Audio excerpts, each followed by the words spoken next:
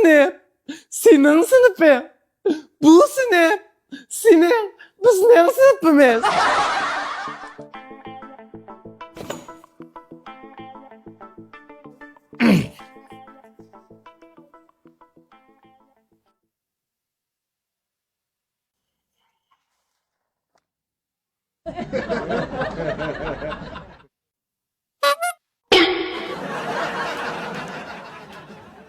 Sumbul, malam turib uxlayoladi ya. Ha, sen endi bo'layapsan.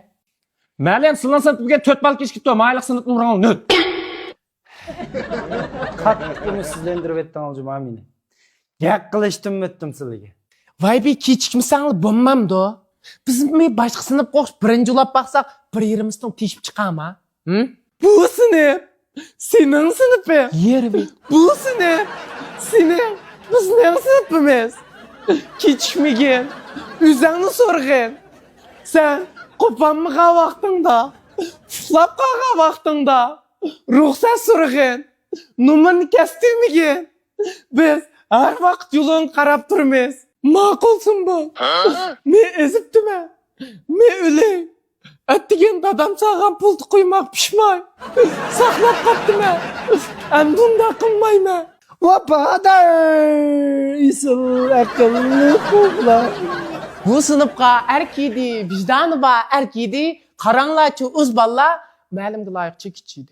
Çekicayangı özüne hatalıqın tünde. Qağafşanço. Men kechikmayapman, ma'lum. Sen kechikmayapsan ha. Dadayam kelganda maktabga. Men sabab badem ma'lum.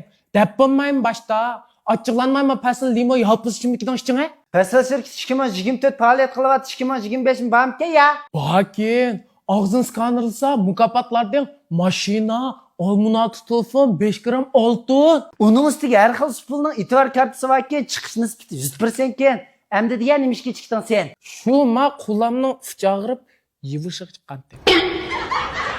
Men ayek chiqib bergandim ma'lum.